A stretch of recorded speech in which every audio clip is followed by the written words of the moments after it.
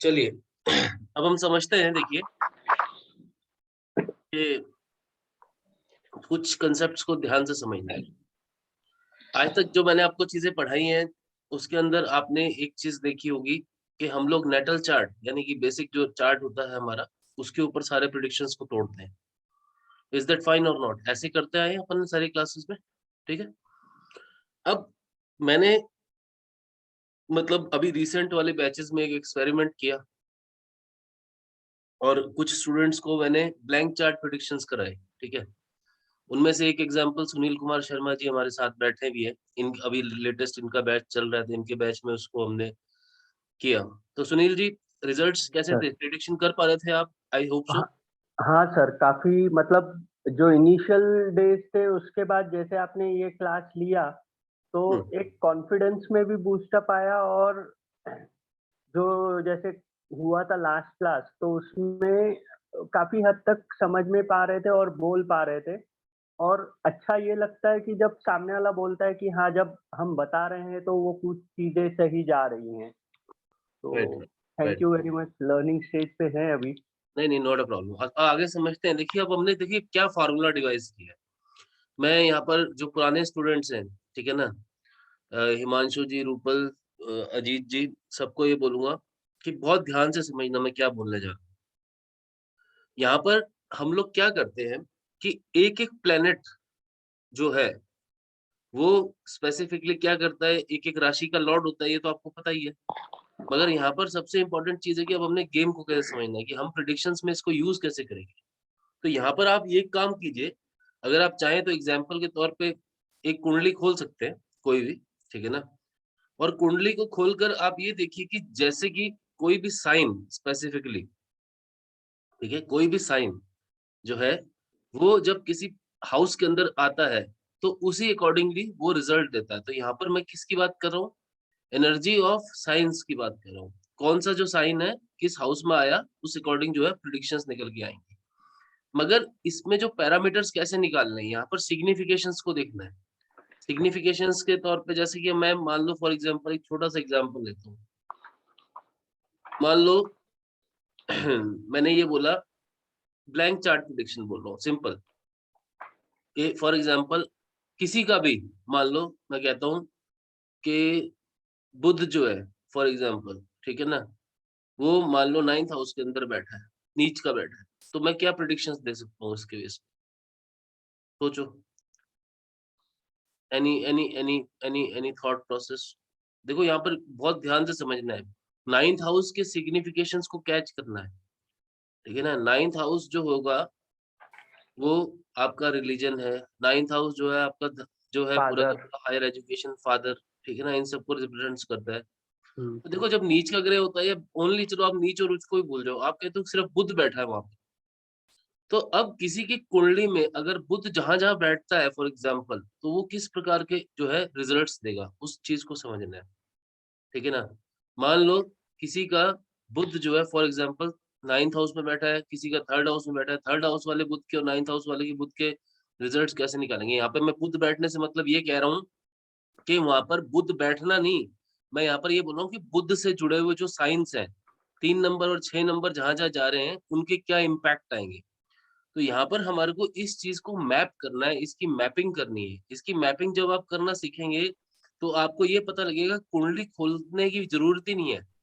सिर्फ आपने ओपनली बोलते जाना है कि मान लीजिए फॉर एग्जांपल किसी का 3rd हाउस के अंदर बुध आ गया, यानी कि जो है 3 या 6 नंबर जो साइन है वो आ जाते हैं फॉर एग्जाम्पल।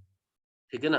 तो क्या इम्पैक्ट होगा? हो सकता है कि आपके अड़ोस पड़ोस में कोई ऐसा व्यक्ति हो, अगर वो बुध नीच का होगा तो आपके अड़ोस पड़ोस में कोई ऐसा व्यक्ति हो सकता है कि जो मेंटली रिटार्डेड हो। ठीक है ना। मतलब मैं फॉर एग्जाम्पल के तौर पे बोल रहा हूँ। इसी तरह से मान लो उच्च और नीच आप अपना गणित लगा लेना बाद में। इसी तरह से मान लो किसी का 9th जो है, 9th हाउस में मान लो बुध आ जाता है तो क्या होगा? फादर अपनी एज से कम दिखेंगे, यंग दिखेंगे। ठीक है ना। इस तरह के सिग्निफिकेशंस। अब मान लो अगर आप और ध्यान से देखोगे कि चंद्रमा जो होता है फॉर एग्जाम्पल, ठीक है ना, चंद्रमा अगर देखो आज मैं ना आपको एक काम करता हूँ, एक एक करके ना सारे प्लेनेट समझाता जाता हूँ और प्लेनेट से जुड़ी हर चीज के नोट्स बनवा देता हूँ। फिर आपको क्या करना है, आपको जो है बेसिकली ट्विक करनी है चीजें। कैसे ट्विक करनी है कि आपको ये देखना है कि मान लो एरीज राशि है, यानी कि एरीज साइन है, वो जब फर्स्ट हाउस में आएगा तो आदमी का बिहेवियरल पैटर्न कैसा होगा, जब वो सेकंड हाउस में जाएगा तो वो सेकंड हाउस को कैसे इम्पैक्ट करेगा, वही जब थर्ड हाउस के अंदर चला जाएगा वही साइन तो कैसे इम्पैक्ट करेगा। ठीक है ना, यहाँ पर जब मैं इनडायरेक्टली साइन की बात कर रहा हूँ तो डेफिनेटली प्लेनेट तो उसका लॉर्ड है ना भाई, ये तो आप समझ रहे हो, इतना तो बेसिक क्लियर है ना सबको। ठीक है, तो इस हिसाब से चीजों को पकड़ना है कि अगर आप इस मतलब विद्या को देखना चाहते हो, इस विद्या को कैप्चर करना चाहते हो कि आपके प्रिडिक्शंस कुंडली के अंदर प्लैनेट्स तो बाद में देखने हैं, उसके इम्पैक्ट तो अपन बाद में बोलेंगे, मगर जब जो साइन जैसे जैसे फ्लो होके मूव करेगा वो किस तरह से रिएक्शन देगा। ठीक है ना, तो ये हमारे को देखना है। ये अब हमने अभी रिसेंटली जो क्लासेस हमारी चल रही हैं उनमें हम इस चीज को एक्सपेरिमेंट कर रहे हैं। ठीक है ना, तो हमने उसके जो रिजल्ट्स देखे वो ऐसे देखे बिकॉज मैं देखो जब भी मैं कोई बैच लेता हूँ तो कई बार ना मेरे सामने एक चैलेंज होता है, और by the grace of God मैं तुम्हारे को सही बताऊं, सुनील जी, गगनजोत और जो टीसा जो अभी है हमारा करंट बैच अभी जो चल रहे हैं, इसमें जो ये वाला जो बैच था ये एक बहुत बड़ा चैलेंज था, क्योंकि जब मैंने शुरू की कुछ क्लासेस ली तो वहां पर इनको मैंने बिल्कुल बेसिक से पिकअप कराया, तो प्रिडिक्शन तक मेरे को इनको वैसे लेके जाना तो मेरे लिए बहुत बड़ा पहाड़ था, जो 24 आवर्स के अंदर मैं बोलता हूँ प्रिडिक्शन करवानी। तो मैंने इसके लिए ये फार्मूला डिराइव किया, तो इसीलिए मैंने तुम सबको ये अपने कम्युनिटी में फार्मूला शेयर कर रहा हूँ। इस फार्मूले को तुम अप्लाई करके देखते जाओ, तुम सिर्फ और सिर्फ इस फार्मूले को साथ साथ अप्लाई करो। ठीक है, एक तो गाइस प्लीज अपना ना हो सके तो if it is possible cameras on कर लो, ऐसे क्लास लेने का बिल्कुल मजा नहीं आता है ऑनेस्टली स्पीकिंग। ठीक है ना, एटलीस्ट इतना तो आप लोग कर ही सकते हो, ज्यादा तो मैं नहीं आपसे बोल रहा। ठीक है ना, तो इतना तो कर ही दो। ठीक है, तो अपन मैं आपको सारी की सारी आज कुछ इंपॉर्टेंट इन्फॉर्मेशन, कुछ श्लोक है जो महर्षि पराशर ने जो पराशरी पद्धति के अंदर कुछ श्लोक बोले हैं, उन श्लोकों को मैं आपको हिंदी लैंग्वेज के अंदर समझाता हूँ। ठीक है ना, उससे क्या होगा आपको एक एक प्लेनेट जो है सारा का सारा क्लियर होता जाएगा। फिर प्लेनेट क्लियर हो रहा है इसका मतलब साइन क्लियर हो रहा है, एंड ऑफ द डे आपकी आपका जो थॉट प्रोसेस है वो बनेगा। फिर उससे ये पता लगेगा, अब मान लो मैं कैसे बोल दूंगा, मान लो अब किसी का हमने एक एग्जांपल लिया, किसी का मान लो बुध चौथे घर में आ गया फॉर एग्जांपल, हमने ये प्रिडिक्शन करी, तो उसकी जो मदर थी वो, कोई बात नहीं नरेश जी आप मत करो कैमरा ऑन, नो प्रॉब्लम। ठीक है ना, तो उसके जो मदर थे वो अपनी एज से छोटे दिखते थे। अब बुध क्या है, बुध ट्रेडर है, बुध बच्चा है। ठीक है ना, अगर जहां जहां जिस हाउस में मदर, कब किसी के मान लो 9th हाउस में बुध बैठ गया तो उसके फादर उसकी एज से छोटे हो जाएंगे, छोटे दिखेंगे, मतलब हो नहीं जाएंगे, उनकी एज जितनी दिखनी चाहिए उतनी उनकी एज दिखेगी नहीं। बुध क्या है, बुध आपके लिए बुध बुध बेसिकली कमर्शियल वाणी, यानी कि बुद्धि का कारक है, वाणी का कारक है, एज वेल एज आपको ये कुशल व्यापारी बनाता है। बुध जहां जाता है वहां व्यापारी बन जाता है। ठीक है ना, बुध को आप बैटल हाउस में नहीं बेच सकते, आपको बुध को बैटल के लिए बेच दोगे वहां पर जाके वो सारा शरत बेचेगा वो। ठीक है ना, ये भी बहुत इंपॉर्टेंट बात है, क्योंकि बुध का स्वभाव क्या है, बुध व्यापारी है, तो आपको बुध को उसी हिसाब से समझना है। इसी तरह एक एक प्लेनेट का स्वभाव है, मंगल क्या है, सेनापति है तो सेनापति है भी। इसी तरह से सूर्य क्या है, राजा है तो राजा है। ठीक है ना, सूर्य क्यों नीच का हो जाता है भाई, अगर देखा जाए तुला लगन में जाके, यहाँ पर बताओ हिमांशु जी क्यों नीच का होता है, बताओ आप, सूर्य क्यों नीच का होता है तुला में, सोचो, कारण बोलो। सर शुक्र की राशि है वो तुला, और शुक्र जो है हम लोग उसमें आपने बताया कि शुक्र पत्नी का कारक होता है, और देखो शुक्र जो सूर्य जो है ना वो राजा है, और रात के टाइम पर ही वो रानी के पास जाता है, और डेफिनेटली जब वो रानी के पास जाता है तो किसी की भी जो वाइफ होती है या किसी का भी जो स्पाउस होता है वो माने मनाए नहीं मानता, खासकर फीमेल्स नहीं मानती, वहां पर उसको उसकी शर्तों पे चलना पड़ता है। और सूर्य राजा है, सूर्य को कॉम्प्रोमाइज करना पसंद नहीं है, कॉम्प्रोमाइजिंग स्टेट में जाना पसंद नहीं है, तो सूर्य जब जब रानी के पास जाता है उसको कॉम्प्रोमाइज करना पड़ता है। दैट इज वाई वो शुक्र की राशि में 7वीं राशि में आते ही वो नीच का हो जाता है। और इसके पीछे एक माइथोलॉजिकल स्टोरी भी है, वो भी मैंने बताई थी। माइथोलॉजिकल स्टोरी ये कहती है कि एक बार शुक्र जो सूर्य जब शुक्र के पास गए यानी कि रानी के पास गए तो क्या हुआ कि वो अपनी डिजायर, अपनी जो भी सेक्सुअल डिजायर के कारण वो थोड़ा सा भूल गए कि क्या डेकोरम है, क्या सारा जब जो सारी खिड़कियां विंडोज पर्दे वर्दे लॉक्ड है या नहीं एवरीथिंग। तो इसके कारण क्या हुआ कि उनको कुछ जो क्लोज सर्वेंट्स थे जो उस समय आसपास थे, उन्होंने उस समय उनको कॉम्प्रोमाइज सिचुएशन में देख लिया। इसके कारण सूर्य को बहुत ग्लानि फील।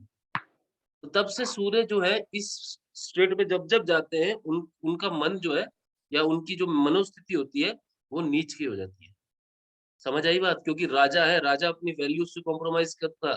राजा राजा ही है, वो गवर्नमेंट है अपने आप में। ठीक है ना? तो इस बात को आपको समझना पड़ेगा। इसी तरह से साइंस की एनर्जीज पकड़ो।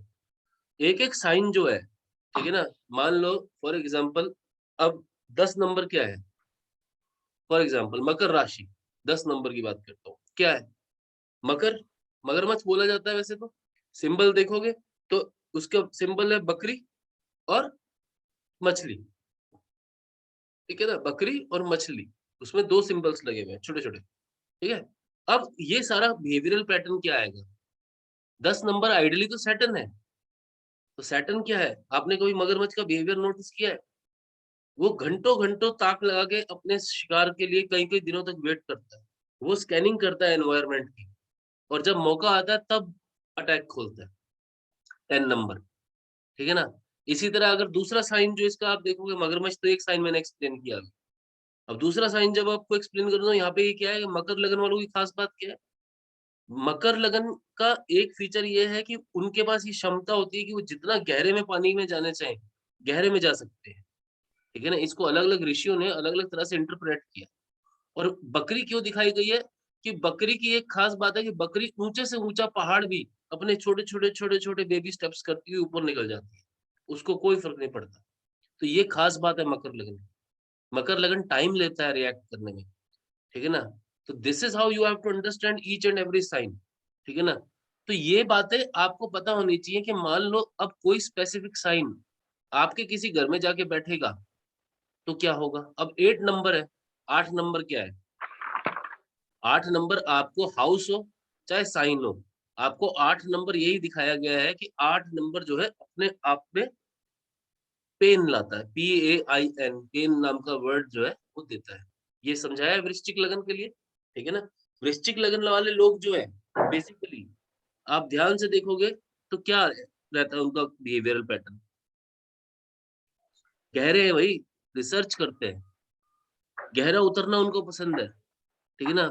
वृश्चिक 8 नंबर आपका जहाँ पर भी बैठेगा, धनु लगन है मान लो किसी की, ठीक है ना? मान लो धनु लगन है और उसकी उसके धनु लगन के अंदर 12वें राशि के अंदर फॉर एग्जांपल 12वें सॉरी हाउस के अंदर फॉर एग्जांपल 8 नंबर आया, तो तुम डायरेक्टली बोल सकते हो कि उसके पिता को जो है प्रॉपर्टी से संबंधित दिक्कतें रहेंगी रहेंगी। वृश्चिक लगन के लोगों को अक्सर, ठीक है ना? बाकी देखो अभी मैं यहाँ पर प्लैनेट्स की बातें नहीं कर रहा हूँ। मैं प्लैनेट की नहीं बात कर रहा हूँ, मैं सिर्फ साइन की बात ही कर रहा हूँ। ठीक है ना? वृश्चिक लगन क्या है? 4, 8, 12 क्या है? 4, 8, 12 क्या है? इमोशनल साइन्स है सर। इमोशनल साइन है। या तो ये किसी पे ट्रस्ट करेंगे नहीं और करेंगे तो फिर वो वन मैन ट्रस्ट, वो बहुत गहरा ट्रस्ट है। ठीक है ना? तो ये 4, 8, 12 के सिंबल्स हैं। ठीक है ना? 12 नंबर क्या है? इमोशनली सपोर्ट ढूँढता है। 12 नंबर सिंबल क्या है? इमोशनली सपोर्ट ढूँढता है। ठीक है ना? इमोशनली डिपेंडेंट होता है कई बार। ठीक है ना? और वो उसको बोलो तुम अकेले मार्केट आओ, जाओ अकेले जाके मार्केट से कुछ सामान लो, के साथ चल लो यार। अब ये क्या है ये? ये आपको पता होनी चाहिए बात। Are you getting my point? मैं क्या समझाने की कोशिश कर रहा हूँ? जिस भी हाउस के अंदर मान लो कल को तुम्हारे 7th हाउस के अंदर 8th राशि आके बैठ गई, किसी के साइन में बैठ सकती है, ठीक है ना? 7th देखो 8th का क्या चक्कर है, 8th राशि वाले रिसेप्टिव जो होते हैं ना, वो स्लो रिसेप्शन है उनका। उनका रिसेप्शन का जो रीजन है वो स्लो है क्योंकि वो क्या करते हैं, एनालिसिस ज़्यादा करते हैं, गहरी की एनालिसिस करते हैं, बहुत गहरा जाने की क्षमता रखते हैं, तो उस एनालिसिस के चक्कर में टाइम लेते हैं, ठीक है ना? मगर जब उनको गणित समझ आ जाता है, तो फिर नहीं छोड़ते। आप बात को समझ रहे हो? What I am trying to से?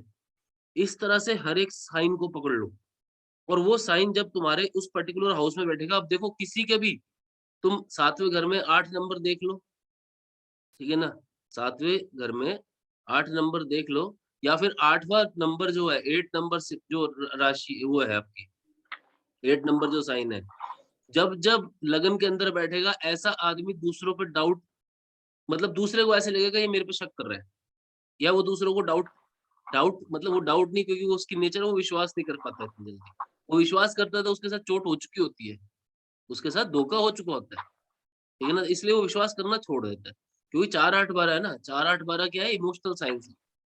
देखो 4-8-12 की ताकत बहुत ज़्यादा है। ये जो साइंस होते हैं ना 4-8-12, ये इमोशनल साइंस है, और इनके अंदर क्या प्रोग्रामिंग पॉसिबल है, व्हाट इज़ प्रोग्रामिंग? थोड़ा ये सुनील जी थोड़ा-सा माइक ऑफ कर लो, डिस्टर्बेंस आ रहा है। तो वाटर इज़ प्रोग्रामिंग, ठीक है ना? आपने कभी ये नोटिस किया है कि ऋषि लोग होते थे आपके पहले? ऋषि जो होते थे, मुनि होते थे, अपने साथ पानी रखते थे। इवन तक तप चाहे उन्होंने कोई किसी को श्राप देना है, चाहे किसी को आशीर्वाद देना है, पानी छिड़कते थे। और वो पानी क्या होता था? पानी क्या होता था वो? वो जब तपस्या करते थे, तो वो पानी उनके कमंडल में होता था, वो चार्ज्ड वाटर होता था। दैट इज़ व्हाई अगर आपकी कुंडली में सूर्य आपका वीक है, ठीक है ना? या चंद्रमा वीक है, चंद्रमा वीक है तो चांदी के पानी उसमें ग्लास में या वेसल में या लोटे में पानी पियो, उससे स्ट्रेंथ मिलेगी, आपका मनोबल बढ़ेगा। जो लोग डिप्रेशन में होते हैं उनको हम ये सजेशन करते हैं, ठीक है ना? जिनका चंद्रमा खराब होता है। और मान लो आपका सूर्य खराब है तो कॉपर कॉपर की बॉटल ले लो, उसके अंदर पानी पियो, आपका सूर्य मजबूत होता रहेगा। मगर अभी मैं तुम लोगों को आज कुछ चीज़ें समझाने जा रहा हूँ, इसके नोट्स बनाने स्टार्ट करो, क्योंकि मैं ये चाहता हूँ कि जब तुम लोग अब प्रेडिक्शन करना स्टार्ट करो, तो मतलब this was a really very, I would say I am really very excited to share this information, कि मतलब वो स्टूडेंट्स जिनको पहली बार एस्ट्रोलॉजी का एक्सपोज़र मिला, वो इससे कर पा रहे थे। एंड इसका मतलब मतलब I am very delighted about, I am really I would say proud of Sunil ji, के इन्होंने उस दिन ऐसे बैठ के स्टनिंग प्रेडिक्शंस दे के मारे, सिर्फ किस एक फार्मूले के ऊपर इनको जो समझाया था। एक सूत्र को पकड़ लो कि जब एक साइन जाकर एक हाउस में बैठेगा तो वो अपना क्या प्रभाव डालेगा, इसकी लिस्ट बना लो और इसका होमवर्क सबमिट करो मुझे, ठीक है ना? अपने-अपने ग्रुप्स तुम सबके हैं, किसी को किसी पुराने स्टूडेंट्स को किसी ग्रुप से निकाला तो नहीं गया ना? सारे वहाँ पे अवेलेबल हो, ठीक है ना? ग्रुप्स में मैं भी अवेलेबल हूँ, ठीक है ना? तो अपने नोट्स जो है मेरे को शेयर करो कि तुम्हारा थॉट क्या बोलता है, और फिर अपन उसको फिर से एक-एक क्लास कर लेंगे। पुराने स्टूडेंट्स को मैं बोल रहा हूँ, फिर से एक क्लास करेंगे, ठीक है ना? तुम लोग अगर हो नो देखो तुम अगर होमवर्क सबमिट करोगे, तो मैं तुम्हारे को और आगे गहरे पे लेके जाऊँगा। अगर होमवर्क नहीं सबमिट करोगे तो गड़बड़ है। अपना 5, 7, 10 दिन लो, ठीक है ना? और ये बनाना स्टार्ट करो कि अगर एरीज़ साइन यहाँ पर बैठेगा तो क्या इफ़ेक्ट मिलेगा? क्योंकि एरीज़ क्या है? हाई एनर्जी साइन है। एरीज़ ओपनिंग बम्पर ओपनिंग करता है। एरीज़ क्या है? हेड है। एरीज़ क्या है? फुल ऑफ एनर्जीज़ है। क्यों यहाँ पर आते ही शनि नीच का हो जाता है? सैटर्न नीच का हो जाता है ना? आपको पता है ना सैटर्न कहाँ नीच का होता है? 1 हम्म, नंबर पे नीच का हो 1 जाता है ना? नंबर। होता है नहीं होता? तो क्यों होता है? क्योंकि वहाँ पर हाई एनर्जीज़ है, मंगल की एनर्जीज़ है। वहाँ पर सैटर्न अपने हथियार गेर देता है। सैटर्न वहाँ पे कहता है कि भैया अपने अपनी स्पीड पे चलेंगे, तुमने जो करना है करो। I am not bothered, I am not concerned. वो अपनी एनर्जीज़ को वहाँ पर ड्रॉप कर जाता है। समझ आ रही है बात? मान लो अभी मैं तुम लोगों को कहूँ कि चलो रूपल कल सुबह 4 बजे उठ के मिलना है। सर वो तुम कहोगे सर मैं नहीं आऊँगी कल से कॉमेडी क्लास में, हो गई। बस थैंक यू वेरी मच, बहुत पढ़ लिया ज्योतिष। अगर एनर्जीज़ की बात है। और अगर मैं एक स्टूडेंट को बोलूँ कि कल सुबह 4 बजे आना, वो कहेगा सर 3:30 बजे रेडी मिलेंगे। तो क्या है? एनर्जीज़ है। तो वही एनर्जीज़ आप लोगों के बिहेवियरल पैटर्न में चल रही हैं। समझ आ रही है बात मेरी? उसको पकड़ो। क्यों क्यों क्यों सोचो कि शुक्र जो है छठी साइन में नीच का होता है। छठा का छठा बुध है ना? बुध क्या है पूरी बॉडी में तुम्हारे क्या है? वो वेन्स है। वेन्स यानी कि इंटेस्टाइन, सबसे ज़्यादा वेन्स कहाँ है? 14 मीटर की लंबी वेन है तुम्हारी बॉडी के अंदर, ठीक है ना? आंतड़ियाँ जिसे बोलते हैं, लार्ज इंटेस्टाइन, स्मॉल इंटेस्टाइन। वहाँ पर क्या प्रोग्रामिंग चलती है? तुम्हारा बेहतरीन से बेहतरीन खाना भी फ़िल्टर होके जो है वेस्ट में कन्वर्ट होता है। और शुक्र क्या है, शुक्र तो ग्लैमरस है, शुक्र रानी है। शुक्र कहता है कि मैं ये इस पर्टिकुलर बॉडी पार्ट पे यहाँ पर 6 नंबर पे जैसे आता हूँ। 6 नंबर क्या है तुम्हारा, लार्ज इंटेस्टाइन और जो स्टमक का ये है ना 5 नंबर हाउस। तुम लोगों को पीपीटी भेजी थी मैंने, पीपीटी के अंदर वो एक काल पुरुष दिखाया हुआ है, उसके अंदर सारी राशियां दिखाई हुई ना, कौन सी राशि कहाँ पर है। अपनी पीपीटीज खोल लो, साथ साथ अपनी पीपीटीज खोलो, वहां पर चेक करो कि कौन सी राशि कहाँ आ रही है। तो 6 नंबर जो है, बुध जो है तुम्हारा पूरा का पूरा नर्वस सिस्टम है भाई। और वहां पर जो सबसे इम्पोर्टेंट जो बॉडी परफॉर्म करती है, कार्य करती है, वो करती है कि आपका न्यूट्रियस फूड, आपका जितना भी फूड होता है उसको वेस्ट में, मतलब पूरे को नहीं, जो यूज होने लायक होता है यूज होता है, बाकी वेस्ट में जाता है, ठीक है ना, उसको कन्वर्ट किया जाता है। मगर वहां पर आकर शुक्र क्या बोलता है कि यक, दिस इज अ गंदा काम, मेरे से नहीं होगा। समझ आ रही है बात? क्योंकि शुक्र क्या है, शुक्र तो ग्लैमर है। Now are you getting my point? कि कौन से बॉडी पार्ट या कौन से पर्टिकुलर रीजन के अंदर, राशि क्या बताई थी सर पर, राशि क्या होती है, रीजन होती है ना। जब वो किसी हाउस को एक्वायर करती है तो वहां पर वही एक्टिविटी चलती है, वहां पर क्या काम चलता है, फिल्ट्रेशन का काम चलता है। अब तुम्हारा मान लो तुम्हारे स्पाउस के घर में मान लो 6 नंबर आ गया, तो वो क्या करेगी, तुम्हारी स्पाउस कैसे बिहेव करेगी, चूजी, दायरा है उसका, फिल्ट्रेशन, आर या पार, या तो ये वेस्ट में जाएगा या ये न्यूट्रिएंट बन जाएगा बॉडी का। तो वो क्या करता है, फिल्टर का काम कर रहा होता है वहां पे बैठ के। वही नेचर आपकी वाइफ का हो जाएगा अगर आपके 7th हाउस के अंदर। इसी तरह से आपकी, आप सोचो मान लो किसी के 6 साइन, 6 नंबर साइन मान लो किसी का 2nd हाउस में आ गया। अब क्या होगा, वो आदमी भाई बोलते वक्त इतना भयंकर संयम रखेगा, इतना चूजी हो जाएगा कि वो उसको, और उसका एक दायरा होगा, वो लिमिटेड बात करेगा, क्योंकि बुद्ध को क्या बोला गया लाल किताब में, दायरा बोला गया। ठीक है ना, मैं आपको जो है ये जो सारी बातें बता रहा हूँ उसको ध्यान से सुन लो, इसको समझो, ये फिल्ट्रेशन का काम कर रही है, ठीक है ना। तो उस हिसाब से जब समझोगे तो तुम्हारे एक एक पर्टिकुलर, अगर यही 6 नंबर जब चला जाएगा तीसरे हाउस में, तो तुम्हारा ब्रदर एंड सिस्टर्स, तुम्हारे ब्रदर्स एंड सिस्टर्स का काम ये होगा कि वो फिल्ट्रेशन, मीन मेक निकालने का काम करेंगे। मीन मेक निकालना वर्ड होता है ना, कि they are always very particular about very, मतलब थिंग्स, कि ये नहीं, ये ऐसे होगा, ये ऐसे होगा, ये ऐसा होगा, ये वैसा होगा। Are you getting my point? इसी तरह से 3 नंबर हाउस क्या है आपका, 3rd नंबर हाउस क्या है, आपके अड़ोसी पड़ोसी में है, ठीक है ना। 3rd नंबर हाउस क्या है आपका, सोचो। और आपके ब्रदर्स एंड सिस्टर्स, आपका मार्केटिंग कम्युनिकेशन भी है, ठीक है ना। इसी तरह से मान लो 2nd हाउस टैलेंट जैसे, भी है सर, हाँ जी क्या बोल रहे हैं, टैलेंट भी है, टैलेंट। डेफिनेटली, ठीक है ना। टैलेंट को शोकेस करने की बात आ रही है। एक होता है टैलेंट होना, एक होता है टैलेंट की शोकेसिंग। वो आप कैसे करोगे, जब आप अपनी स्वयं की मार्केटिंग कर पाओगे। व्हेन यू आर, देखो टैलेंटेड तो बहुत सारे लोग हैं, बट बात ये है कि क्या आप अपनी जो क्षमता है, जो काबिलियत है, उसके हिसाब से आपको उसके रिजल्ट्स मिल रहे हैं। तो वो कैसे मिलेंगे, जब आप you are good at 3rd house, आपका कम्युनिकेशन का हाउस है वो, आपको मार्केटिंग का कम्युनिकेशन देता है वो, आपसे मार्केटिंग करवाता है वो हाउस, मार्केटिंग कम्युनिकेशन जिसे बोलते हैं, आपका इन्फ्लुएंस है, ठीक है ना। ऐसे बहुत सारे यूट्यूबर्स बैठे हैं जो इवन तक कुछ भी कह लो, वो कैसे भी इम्पैक्ट कर रहे हैं। अब carry Minati for example YouTuber है, क्या इम्पैक्ट कर रहा है, मगर भाई यूट्यूबर है, इनकम है अगले की, ठीक है ना। 8 करोड़ 7 करोड़ महीने का कमाता है वो, सिर्फ रोस्टिंग करके। समझ आ रही बात? मगर वो क्या कंटेंट दे रहा है वो कोई मैटर नहीं करता है। अरे मगर वो क्या होगी, वो मार्केटिंग इतनी स्ट्रांग होगी, ठीक है ना। तो मगर बात ये है कि तुम ये देखो कि कौन सा साइन कहाँ जा रहा है और तुमसे क्या करवा रहा है।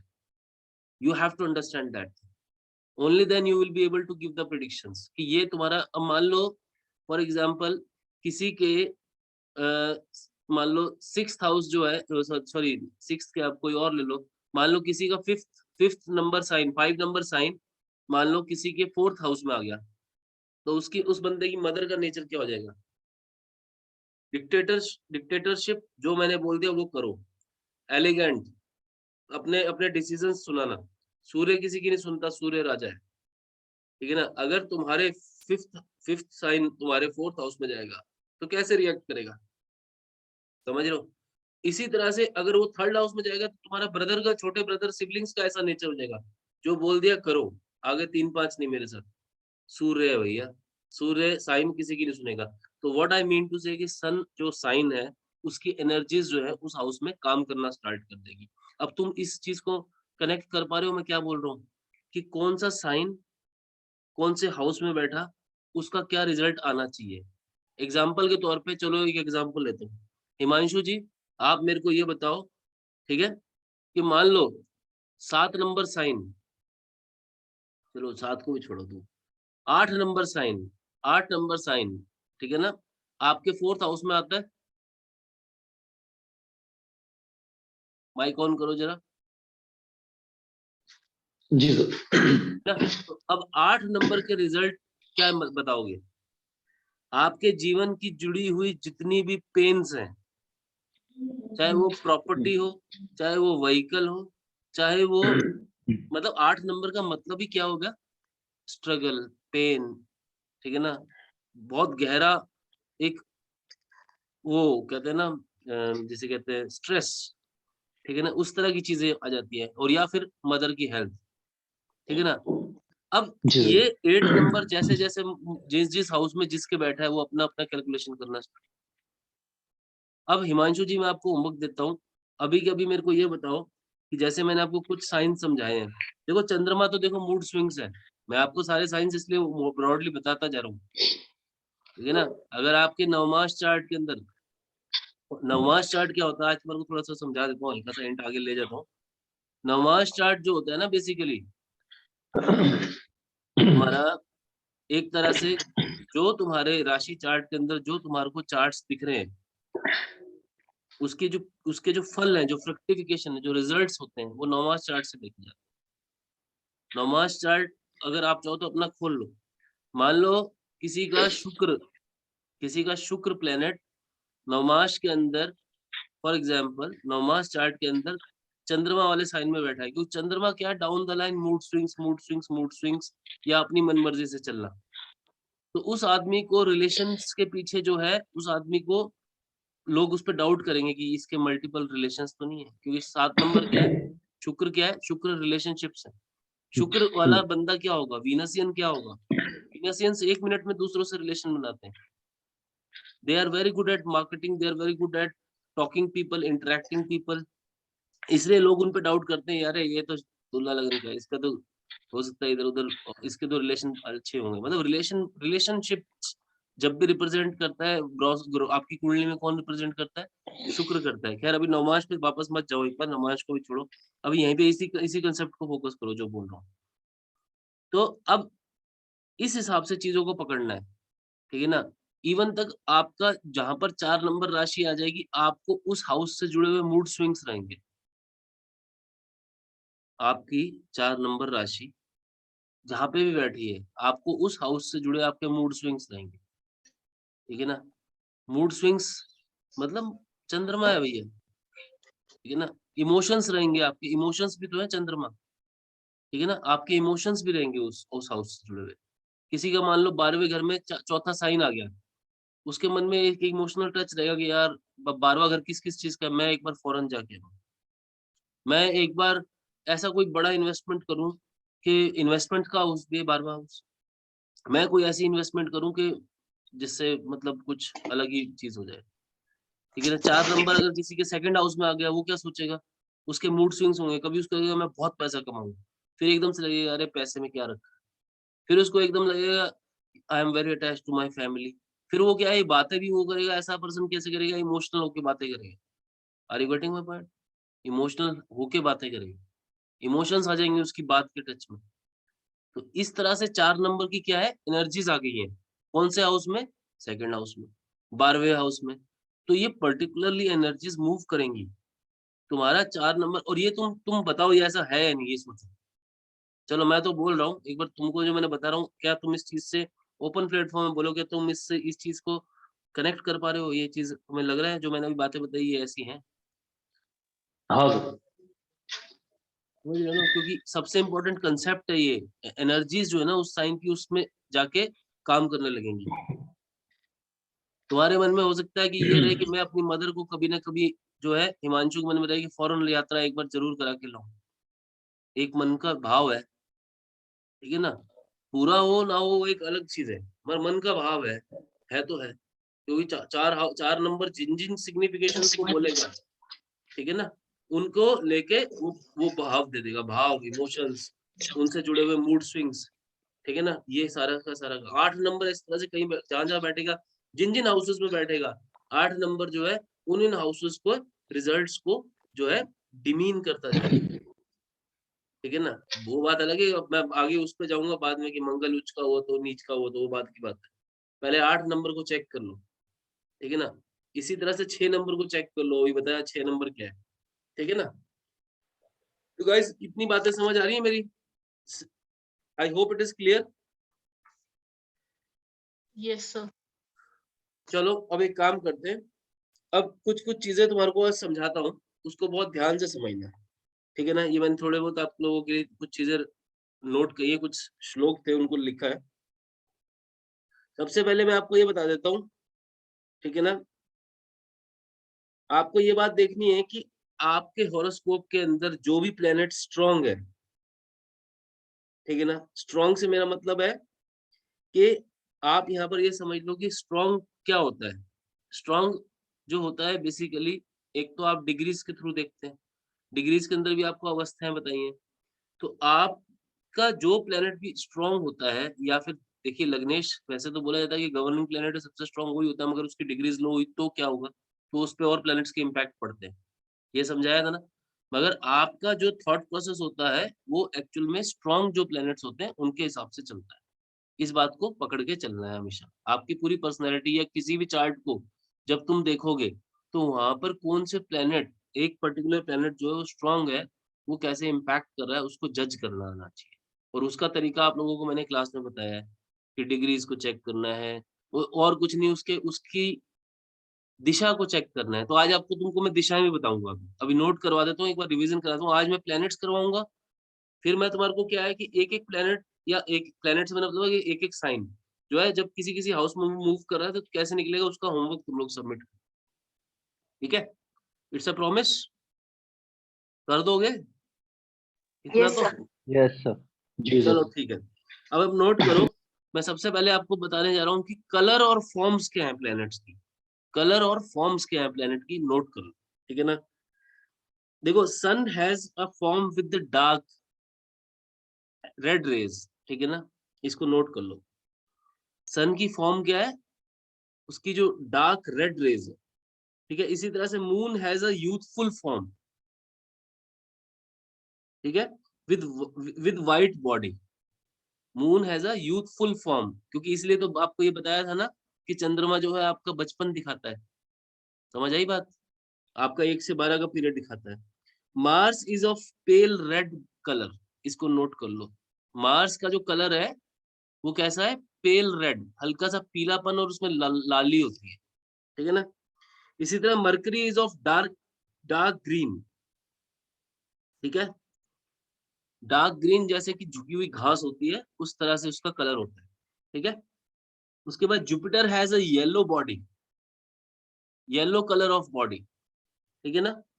Venus has a white body and is of variegated, variegated मतलब थोड़ा सा चितकबरा, ठीक है ना। वेरिएगेटेड मतलब चितकबरा को बोलते हैं, right. Venus has a white body and is of variegated colour. Saturn is of dark colour, note कर लो। Rahu is of black body and Ketu has a variegated colour, ठीक है ना, इसको नोट कर लो। सर दोबारा बताइए। Venus has a white body and it is of variegated color. Saturn is a dark color. Note कर लो इसको। फिर Rahu has a black body, Rahu का जो शरीर है वो काला है, ठीक है ना, राहु जो है ब्लैक बॉडी रखता है। Ketu has a variegated body, मतलब वेरिगेटेड कलर, मतलब वेरिगेटेड मतलब चितकबरा, नोट कर लो।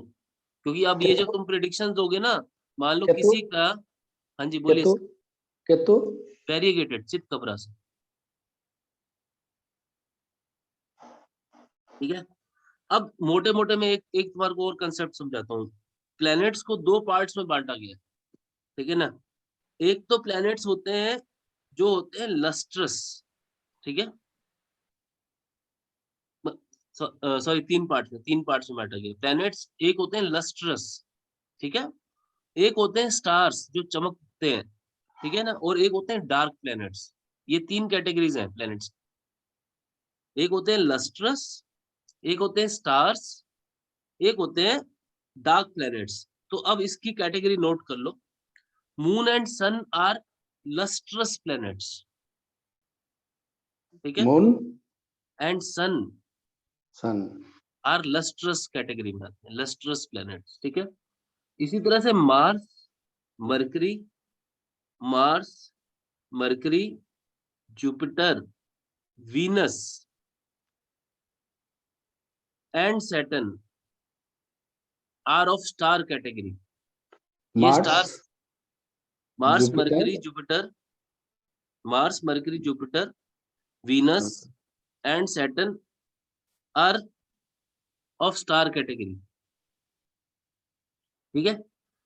अब आगे नोट करो, Rahu and Ketu are basically dark planets. ये नोट कर लो सारी चीजें।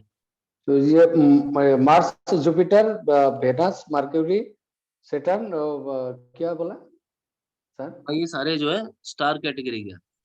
स्टार तीन कैटेगरी बताइए मैंने, एक लस्ट्रस बताइए, एक स्टार बताइए, एक डार्क बताइए। तो जो लस्ट्रस में आते हैं उसमें तो मून एंड सन है, ठीक है।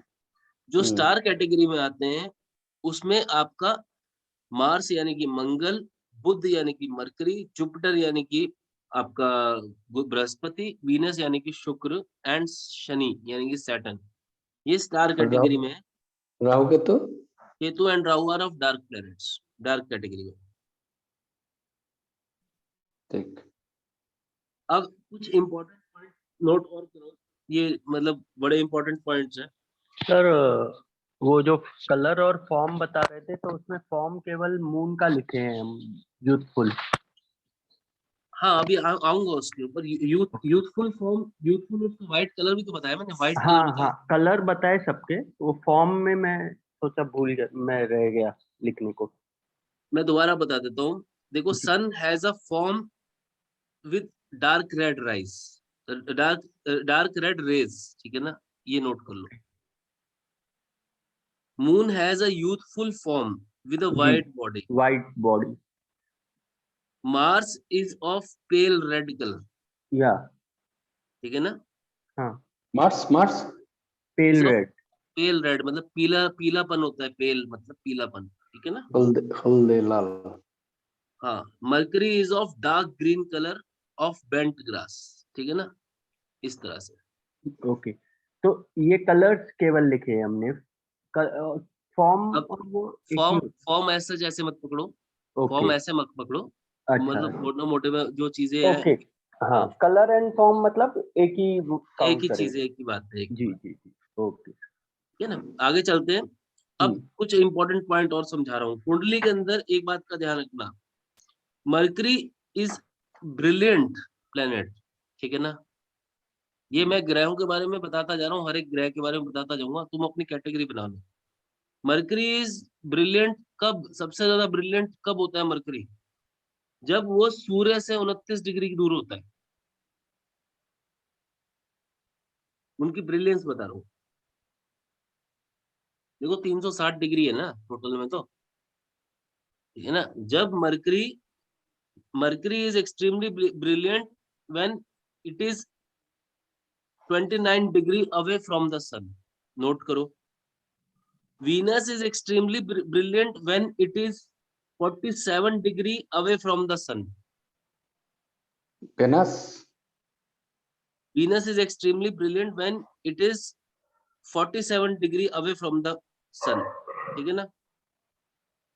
और बाकी के जो जितने भी प्लैनेट्स होते हैं वो कब ब्रिलियंट माने जाते हैं? ब्रिलियंट मतलब उनका पूरा दिमाग चल रहा होता है अच्छे तरीके से, वो माने जाते हैं when they are 180 degree away from the sun. इसीलिए बाकी के जो प्लैनेट्स होते हैं, वीनस और शुक्र जो है, इन दो प्लैनेट्स को वरदान है भैया, ये अस्त इतनी जल्दी नहीं होते हैं, ठीक है। ओनली बाकी के जो प्लैनेट्स हैं वो जल्दी अस्त हो जाते हैं, और 180 डिग्री जब दूर होते हैं तब वो इंटेलिजेंट माने जाते हैं। अगर उससे ज्यादा वो सूर्य के करीब आते हैं तो वो अस्त होना स्टार्ट हो जाते हैं। ये कंसेप्ट समझ आ गया? I hope it is clear. ठीक है, अब कुछ और बातें नोट करो, चंद्रमा के बारे में कुछ बातें बताता हूँ। ठीक है, sun is sorry moon is in moderate strength, मतलब ठीक ठाक सी स्ट्रेंथ होती है जब उसके पहले 10 दिन होते हैं, यानी कि 1 तारीख से 10 तारीख के बीच में उसके पास मॉडरेट स्ट्रेंथ होती है। मून सबसे ज्यादा ताकतवर कब होता है? जब वो अपने 10वें दिन से 20वें दिन के बीच में होता है, पूरे मंथ में। ठीक है, सबसे ज्यादा ताकतवर हो जाता है।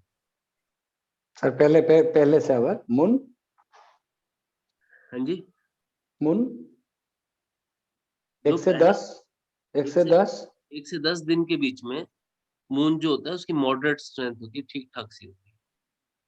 ठीक ठाक।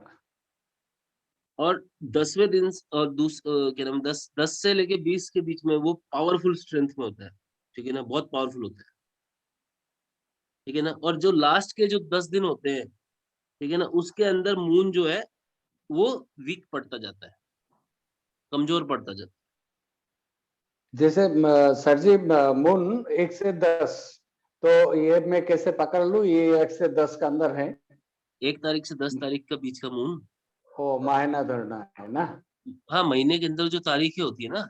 इंग्लिश वो हाँ फुल मून हाँ, और ये ना सर, अमावस्या और पूर्णिमा के हिसाब अभी से ना। अमावस पूर्णिमा को नहीं जा रहा, मैं आपको बड़े सिंपल रख के कंसेप्ट बता रहा हूँ। जो महर्षि जो बोल रहे हैं यहाँ पे, ऋषि जो जी बोल रहे हैं, सिंपल हाँ, कंसेप्ट समझा रहा हूँ। अभी मैं उसमें और गहरे में नहीं उतर रहा। ओके अभी सिर्फ ये बता रहा हूँ कि आपको ये देखना है कि 1 से 10 दिन का जो मून होता हाँ है ना, तो उसको पकड़ो। मैं आपको कंसेप्ट बता रहा हूँ, प्रिंसिपल्स को नोट करते जाओ। इन जी प्रिंसिपल्स को लागू कैसे करना है, वो आप अगर होमवर्क सबमिट करोगे तभी आपको ये सारी चीजें समझ आएंगी। ठीक है ना, चलें आगे। जी सर। अब देखो, जब जब कोई ग्रह राइज होता है वो कैसे राइज होता है, ये बात समझाने जा रहा हूँ। ठीक है ना, यहाँ पर ऋषि क्या बोलते हैं कि सन, मार्स, राहु, नोट करो, sun, Mars, Rahu and Saturn rise with hinder part first. मतलब जब वो पैदा होते हैं, आपने कभी देखा है कि जब बच्चे का जन्म होता है तो बच्चे की जो पहले लेग्स है वो बाहर आती है। ठीक है ना, अब ये बहुत गहरी बात है। ठीक है, तो ध्यान से पकड़ो, फिर से बोल रहा हूँ। Sun, Mars, Rahu and Saturn rise with hinder part first, मतलब उल्टे राइज होते हैं जब भी राइज होते हैं। ठीक है ना, वीनस, आगे नोट करो, नेक्स्ट पॉइंट इसी का पार्ट है ये। Venus, moon and mercury rise with the head, उनका पहले सिर बाहर आता है। जब वो राइज करते हैं उनका सिर बाहर आता है। और गुरु के पास जुपिटर की एक खास बात है, जुपिटर का कुछ नहीं पता वो कैसे राइज करेगा। वो उल्टा भी राइज कर सकता है, सीधा भी राइज कर सकता है, क्योंकि वो जुपिटर है। वेनस मून और Venus, moon and mercury rise with the head foremost, कि वो जब भी राइज करते हैं तो अपने हेड के साथ राइज करते हैं। ठीक है ना, और जुपिटर जो होता है वो बोथ वेज, जुपिटर के पास दोनों ताकतें हैं। ठीक है, अब लिखो फिर से यहाँ पर, अभी सुनील जी का क्वेश्चन आएगा। यहाँ पे आएगा अब फॉर्म्स फॉर्म्स ऑफ प्लैनेट्स। ठीक है, नोट कर लो। देखो, कहीं मैं भी नोट्स बना रहा था तुम लोगों के लिए, तो थोड़ा बहुत ऊपर नीचे कई बार हो जाता है, बट थोड़ा सा समझते जाओ। ये संस्कृत के श्लोक है। ठीक है ना, उनको ब्रेक करके इंग्लिश में, हिंदी में मैंने नोट किया है, तो वो समझा रहा हूँ आपको। फिर आगे नोट करो, sun and Mercury are of the form of a bird, मतलब जब सूर्य और बुध जो है वो है पक्षी है। नोट कर लो, are in the form of bird, sun and Mercury are in the form of bird. ठीक है, moon is of the shape of reptile, moon is of shape of reptile, Jupiter and Venus, moon is moon is of the shape of reptile, reptile मतलब जो रेंग के चलते हैं ना। Reptile. हाँ, Jupiter and Venus are bipeds, मतलब उनके 2 पैर होते हैं। जुपिटर एंड वीनस आर बाइपेड्स, क्योंकि वो दोनों गुरु कैटेगरी के, दोनों गुरु हैं अपने आप में। ठीक है ना, एक By? धात्विक बाइपेड्स, BIPEDS, मतलब दो पैर से चलते हैं। BIPEDS. Saturn and Mars are quadrupeds, मतलब उनके 4 पैर हैं। Saturn and Mars are quadrupeds. Actually English और हिंदी दोनों में बताता जा रहा हूँ, so that there are some students who can understand English, तो they can also understand. Saturn and Mars. Yes, Saturn and Mars are quadrupeds, ठीक है। मतलब उनके 4 पैर होते हैं सर। आपको तो पता ही है, सैटर्न एंड राहु अपना हाँ। जो कैसे काम करता है। केतु के पैर नहीं होते 4, केतु के जो कुत्ते को रोटी नहीं खिलाते हैं केतु के उपाय में, क्यों खिलाते हैं? तो ये उससे वहां पे, अभी यहाँ पे राहु केतु की बात नहीं हो रही है, यहाँ पर मैं अभी 7 प्लैनेट्स की जो व्याख्या है वो समझा रहा हूँ जो महर्षि ने की है, ठीक है ना। ठीक। आगे समझो, इनके रेजिडेंस कहाँ पे है, ठीक है। रेजिडेंस ऑफ प्लैनेट्स नोट करो, residence of planets. Residence. Moon and Venus rest in water, moon and Venus rest in water, Moon, Venus, water. Rest in water. Rest in water. Jupiter and Mercury live in places where Jupiter and Mercury, note कर लो, Jupiter and Mercury live in places where learned people reside, यानी कि पढ़े लिखे जो लोग जहां पर रहते हैं, यानी कि घरों में, ठीक है। learned people resides। अब यहाँ पे इसको ऐसे मत पकड़ना, यहाँ पर ये अभी इसका बहुत गहरा मतलब निकलेगा। फिर से रिपीट कर रहा हूँ सेंटेंस को, जुपिटर एंड मरकरी, क्योंकि देखो जुपिटर जो है तुम्हारी विजडम है, मरकरी जो है तुम्हारी फॉर्मल एजुकेशन है, ओके। तो इसको ध्यान से नोट करो, Jupiter and Mercury live in places where learned man reside, learned people reside, okay. फिर मार्स, अगला पॉइंट है Mars, Rahu, Saturn, okay. Mars, Rahu, Saturn, then comma Ketu and last sun. फिर से रिपीट करो, Mars, Rahu, Saturn, Ketu, sun lives in mountains and forests, lives in mountains and forests, ठीक है। आगे चलता हूं, अब 8वां पॉइंट, एक और इंपॉर्टेंट पॉइंट बताने जा रहा हूं। अगला 8वां श्लोक है, इसको ब्रेक डाउन करते हैं। इस श्लोक के अंदर क्या बताई गई है? एजिस बताई गई है, एजिस ऑफ द प्लैनेट्स, उम्र क्या होती है इन प्लैनेट्स की, ठीक है ना।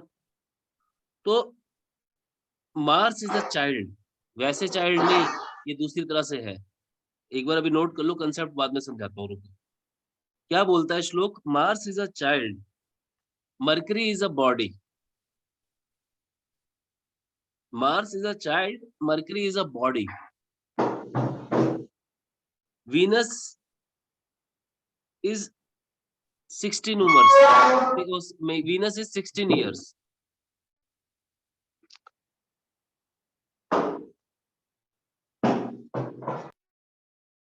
ओके, Venus is 16 years, बोलते हैं ना 16 साल की कन्या, उसके बाद उसको बोला जाता है कि वो ये सारी चीजें जाके आगे जुड़ेंगी अभी, ठीक है ना।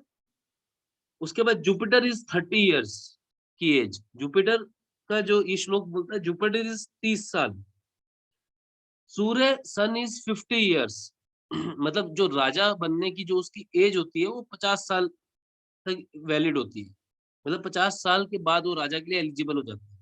तो नोट कर लो अभी, अभी कंसेप्ट नोट करो, फिर आगे समझाऊंगा। फिर से रिपीट करता हूँ, Mars is a child, Mercury is a body, Venus is 16 years, Jupiter is 30 years, sun is 50 years, moon is 70 years, Saturn, Rahu and Ketu are 100 years, ठीक है। आपने कभी नोट करना हो तो देखना, इनकी विंशोत्तरी दशाएं जो होती हैं सबसे लंबी होती है, ठीक है ना। हालांकि शुक्र की सबसे लंबी होती है, बट अभी इसको कंसेप्ट के तौर पर जब इम्प्लीमेंट करेंगे तो समझाऊंगा कैसे इसका use. So Saturn, Rahu and Ketu is 100 years age, ठीक है। अब आगे नोट करो, material objects belong to the planets, material objects note करो।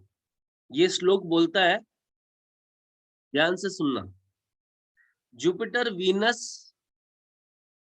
Jupiter comma Venus comma Mars comma Mercury, फिर से रिपीट करता हूं, material lords objects, material objects समझा रहा हूं, Jupiter comma Venus comma Mars comma Mercury are lords of vegetable kingdom,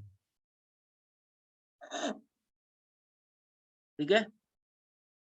उसके बाद आगे आएगा, Mars and sun are lord of minerals. आगे नोट करो, moon and Saturn are lords of roots, यानी कि जड़ें।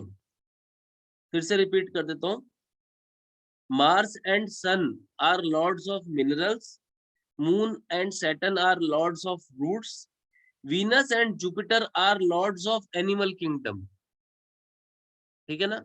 एक बार फिर से रिपीट कर देता हूँ सारा वीनस कंसेप्ट। एंड, हाँ तो अभी दोबारा बोलता हूँ मैं सर, जी सर, नोट कर लो। जी। Jupiter Venus Mars Mercury, Jupiter Venus Mars Mercury are lords of vegetable kingdom, Mars and sun are lords of minerals, moon and Saturn are lords of roots, Venus and Jupiter are lords of animal kingdom, ठीक है। और एक बात बड़े ध्यान से तुमने अभी नोट नहीं करी कॉमन में, mercury is lord of all mix, mercury की ये खास बात है। और मरकरी के बारे में एक चीज और बोली जाती है, मरकरी ना बिन पैंदे का लोटा है, मरकरी अपनी पावर्स डोनेट करता है, मरकरी जिसके साथ बैठता है उसको अपनी पावर्स दे देता है, हमेशा ध्यान रखना, ठीक है ना। और वीनस, मरकरी जो होता है किसी भी हाउस में बैठा हो अकेला बहुत खतरनाक होता है, ठीक है। तो mercury is lord of all mixes, मतलब सबका लॉर्ड हो सकता है वो उस, आप देखोगे इस पूरी कैटेगरी में सब जगहों पे मरकरी का हर जगह पे रोल है ही है, ठीक है ना। तो mercury is lord of all mixes. अब अगला पॉइंट मैं बताया जा रहा हूँ, नोट करो।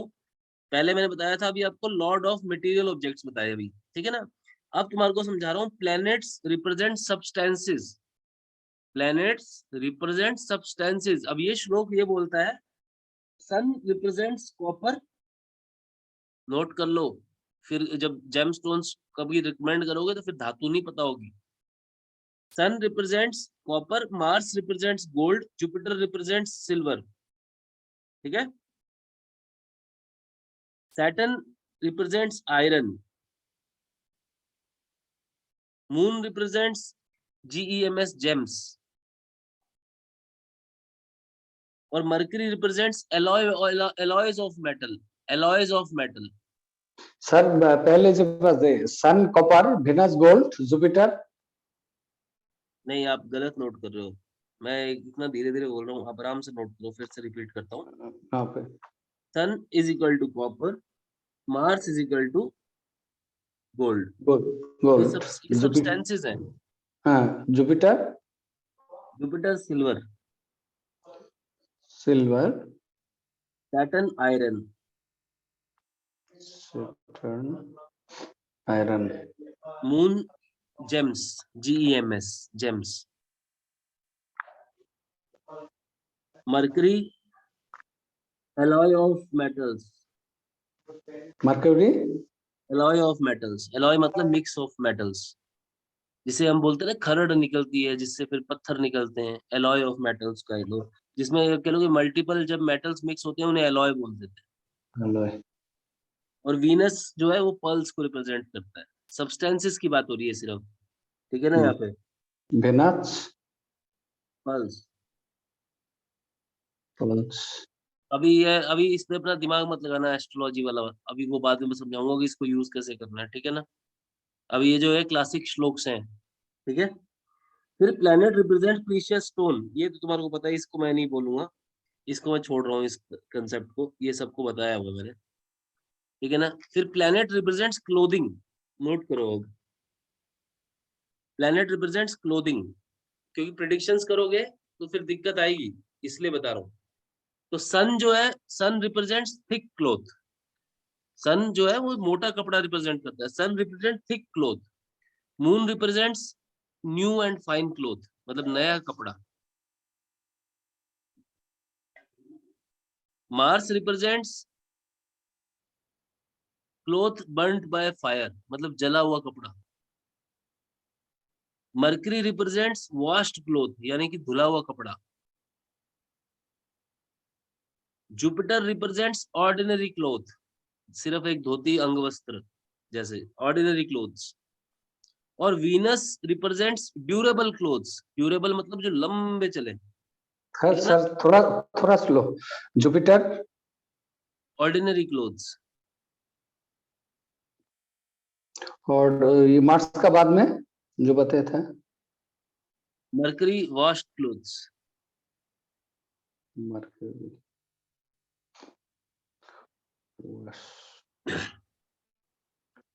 ठीक है। जुपिटर, जुपिटर के बाद में वीनस ड्यूरेबल क्लोथ्स, और सैटर्न जो है रैग्स, यानी कि चिथड़े, फटे हुए कपड़े, वेनस रैग क्लोथ्स। वीनस जो है ड्यूरेबल क्लोथ्स है, सैटर्न जो है रैग क्लोथ्स है।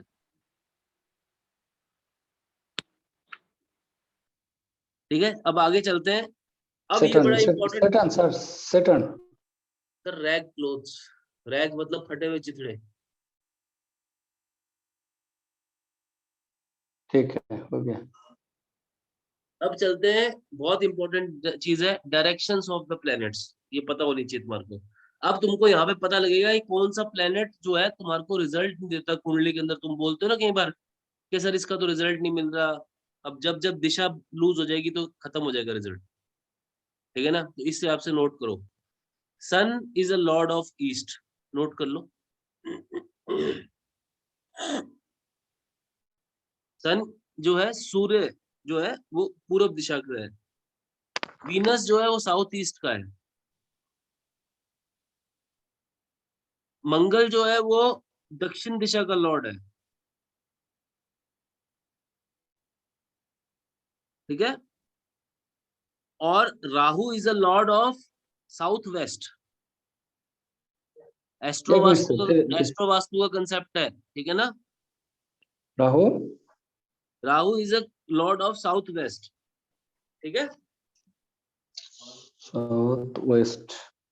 बोलिए मत बालाजी, राम जी, वो दिक्कत हो जाती है, थोड़ा सा मेरा फ्लो टूटता है। आप नोट करते जाओ, और नहीं तो रिकॉर्डिंग आपको मिलेगी, टेंशन मत लो, मैं दे दूंगा क्लास के बाद, ठीक है ना। आप आराम से कर लेना फिर आज आगे। अभी मेरे को क्योंकि बहुत सारी चीजें देनी है, कई सारे इंपॉर्टेंट श्लोक है, इससे आपको दिशा बल पता लगेंगे सारे के सारे, और एस्ट्रो वास्तु की लिंकेज होगी इस कंसेप्ट से, ठीक है ना। नोट करो, फिर से रिपीट कर देता हूँ। Sun is a lord of east, Venus is a lord of south east, Mars is a lord of south, Rahu is a lord of south west, ठीक है ना। Saturn is a lord of west, moon is a lord of north west, and Mercury is a lord of north. Mercury is a lord of north. Moon is a lord of northwest. Mercury is a lord of north. Jupiter is a lord of northeast. तो ये सारी की सारी दिशाएं cover होंगी, 8 दिशाएं हैं, ठीक है ना, ये कवर होगी एक, ठीक है। I hope it is clear. किसी को कुछ पूछना है, आगे बढ़ूं? मैं आपसे पूछ लिया करूंगा, अगर कोई रह जाएगा पॉइंट तो जैसे कंसेप्ट शुरू करूंगा तो फ्लो में नोट करवाऊंगा, फिर मैं लास्ट कंसेप्ट खत्म करते पूछ लिया करूंगा, तो उस समय बालाराम जी, सुनील जी कोई रह जाए तो पूछ लेना, ठीक है ना। सर केतु? केतु इसका पार्ट नहीं है अभी, ठीक है ना। केतु वैसे जो होता है वो साउथ को ही रिप्रेजेंट करता है। रीजन उसके पीछे ये है कि केतु जो है वो आपके वर्किंग प्लेस का रिप्रेजेंटेटिव है, क्योंकि आपको ये बताया गया ना कि नॉर्थ नोड जो होती है वो किसकी होती है। नॉर्थ नोड जो होती है राहु, वो राहु की होती है हमेशा। राहु को बोला जाता है नॉर्दर्न नोड, केतु को बोला जाता है सदर्न नोड, ठीक है ना। तो 10वां घर जो होता है वो 10वां घर जो है दक्षिण दिशा होती है ना, वहां पर केतु भी माना जाता है, ठीक है, इस हिसाब से। चलो अब आगे चलते हैं। सीजन्स नोट करो, सीजन्स। सीजन्स क्या है, इन प्लैनेट्स के सीजन्स क्या है, नोट कर लो। Venus is lord of vasant, ठीक है। Sun and Mars are lord of grishma, ग्रीष्म ऋतु, ऋतुएं सीजन्स, वसंत ग्रीष्म, sun and Mars are lords of grishma, ठीक है। Moon is lord of varsha, वर्षा ऋतु। Mercury is lord of sharad, शरद ऋतु। दोबारा रिपीट कर रहा हूं, moon is lord of varsha, Mercury is lord of sharad, Jupiter is lord of hemant, Mercury is lord of sharad, Jupiter is lord of hemant, Saturn is lord of shishir, ठीक है। SHI शिश्र, शिश्र। Saturn is lord of shishir, Jupiter is lord of hemant, ठीक है। अब आगे चलते हैं, ध्यान से नोट करना। अब आपके आसपास की जो कम्युनिटी है उनको मैं घेर रहा हूं कि उनमें क्या श्लोक बोलता है। उसमें श्लोक बोलता है, sun occupies a shrine, shrine, shrine मतलब क्या होता है पता है, जहाँ पे लोग जाके आसरा लेते हैं, जहाँ पे लोग जाके आसरा लेते हैं, ठीक है, चाहे कोई रिलीजियस श्राइन हो। श्राइन मतलब जहाँ पे झुंड में अंदर काफी सारे लोग रहते हो। तो sun is occupies shrine, moon occupies shore and river, river banks. मून का जो स्पेस है वो शोर है, मतलब समुद्र का किनारा और नदियों का किनारा। Mangal, Mars, Mars is equal to fire place. Mars जो है फायर प्लेस को ऑक्यूपाई करता है। मरकरी जो है वो प्लेजर ग्राउंड, मतलब प्लेजर, जितने भी प्लेजर ग्राउंड्स हैं, प्लेजर ग्राउंड्स मतलब चाहे बेड प्लेजर्स हो, चाहे हंसी ठाके लग रहे हो। मरकरी मीन्स मस्करा ग्रह, मरकरी मस्करा ग्रह है, ठीक है ना, उसको मस्ती चाहिए हर समय, ठीक है ना, तो pleasure ground. Jupiter occupies treasure, मतलब जहाँ खजाना है, चाहे वो ज्ञान का हो, चाहे धन का हो, चाहे कुछ भी हो, धन का इतना नहीं माना जाता उससे। तो Jupiter occupies treasure, TREASURE। Venus occupies bed, bed chamber, यानी कि आपका बेडरूम, ठीक है। सैटर्न ऑक्यूपाइज डिस्टरबेंसेस या हीप ऑफ रबिश, मतलब जहां पर भी उल्टी सीधी बातें हो रही हैं, इसको हीप ऑफ रबिश बोलते हैं, ठीक है ना, ब्रैकेट में डिस्टरबेंस डाल लो। Saturn occupies heap of rubbish, मतलब जहां पे मूर्ख लोग बैठ के ठिठोली करते हैं, ठीक है, सैटर्न। और Rahu and Ketu are corners, corners of the house. आपके घरों में जो चारों कॉर्नर्स होंगे वो राहु एंड केतु ऑक्यूपाई करेंगे।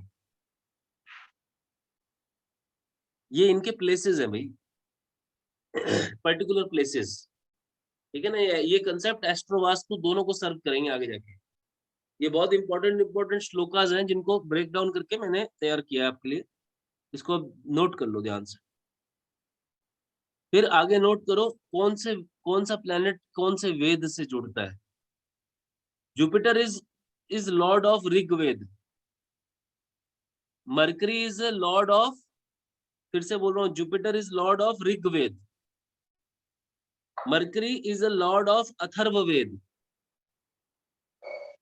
ठीक है। Jupiter Rigveda, Mercury Atharvaveda. Mars is lord of Samaveda,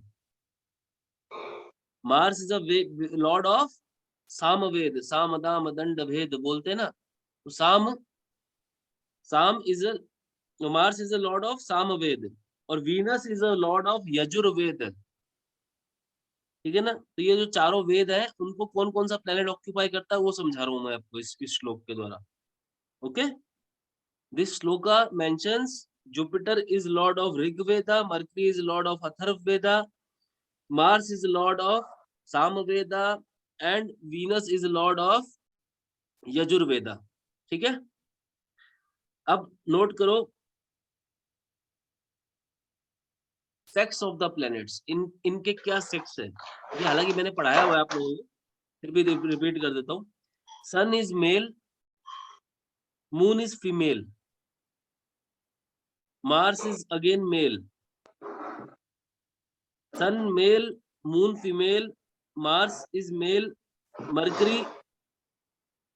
mercury is female, मतलब फीमेल बोलने को है पर स्त्री नपुंसक है एक्चुअल में, ठीक है ना। ये तो श्लोक का जैसे टूट रहा है उसमें वो मैं बोल रहा हूँ, ठीक है। उसके अलावा नोट करो Jupiter is male, Venus female, ठीक है।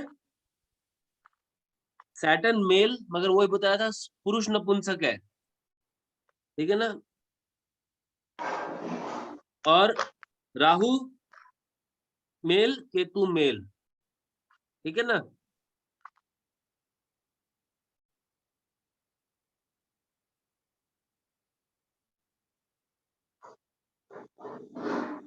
एक बात और ध्यान रखना है, इनके ब्रैकेट में डाल लो ये इंफॉर्मेशन। केतु जो है वो सन्यासी है, ब्रैकेट में डाल दो।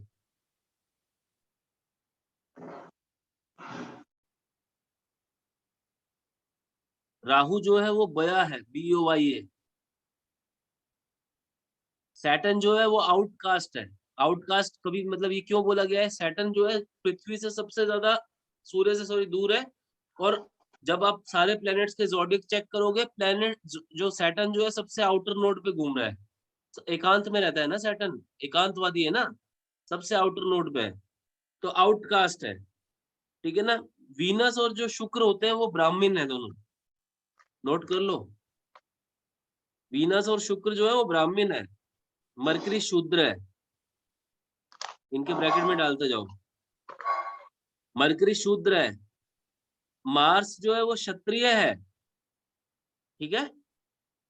और जो चंद्रमा यानी कि मून है वो वैश्य है, ये इनके वर्ण है, वर्ण। और सन जो है वो क्षत्रिय कहलाता है।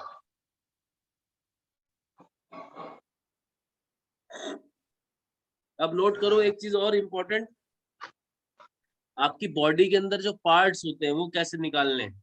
अभी तुम्हारे को पता लगा कोई किसी आदमी की बोन मैरो खराब है, किसी आदमी का सीमन का इशू है, किसी आदमी का ब्लड का इशू है, कैसे पकड़ोगे, ठीक है ना, वो नोट कर लो।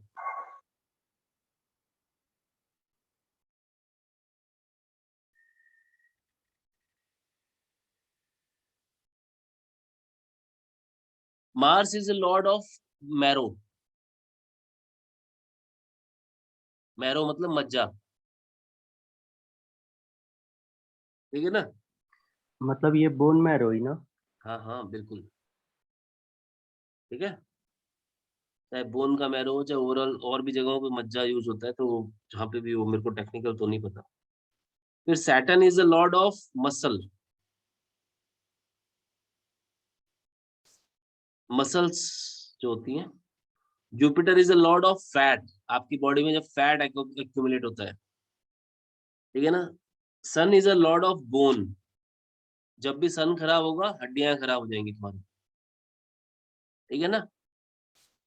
हालांकि ये मेरी जो मैंने PPT तुम लोगों को दी है उसमें सब ये सारे पॉइंट्स दिए हुए हैं, ठीक है। बट ये जो श्लोकास बोल रहे हैं उससे निकाल के कुछ इंपॉर्टेंट इन्फॉर्मेशन दे रहा हूँ। इसके अलावा moon is lord of blood, हालांकि मार्स होता है ब्लड, मगर मून को ये इनडायरेक्टली दूसरे तरीके से बोल रहे हैं, वो मैं समझाऊंगा। क्योंकि एंड ऑफ द डे जो पूरी की पूरी ह्यूमन बॉडी या कोई सी बॉडी डेवलप होती है वो मून के गर्भ में होती है डेवलप, ठीक है ना, इसलिए बोला गया है, ठीक है ना। Moon is a lord of blood, Mercury is a lord of skin, चमड़ी, okay.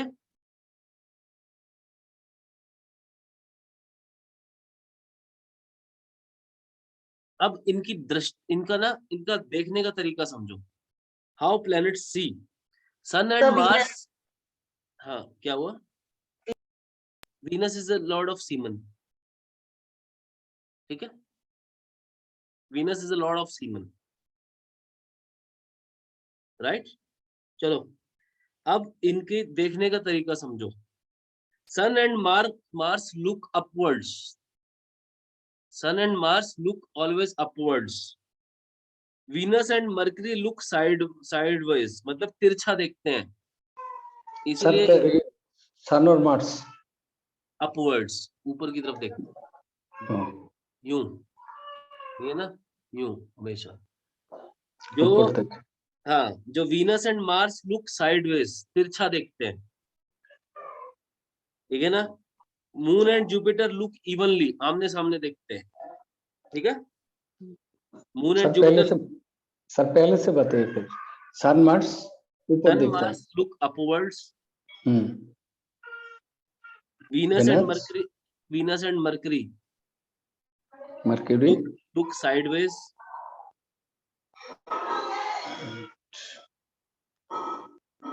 Moon and Jupiter look evenly, मतलब सीधा आमने सामने, and Rahu and Saturn look downwards.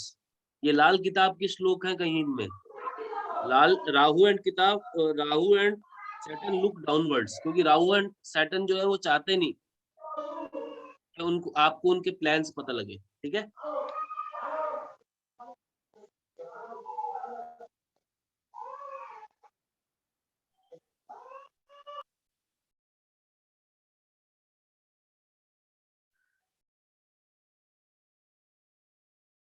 थोड़े से पॉइंट्स और बचे हैं, अभी बता दूं क्या? बस थोड़ा सा और बचा है। जी सर। हाँ, नोट करो, लास्ट 2 श्लोक और बचे, 2-3 श्लोक और बचे बस, ठीक है ना। थक गए होगे तुम लोग, बता देता हूँ, नोट कर लो।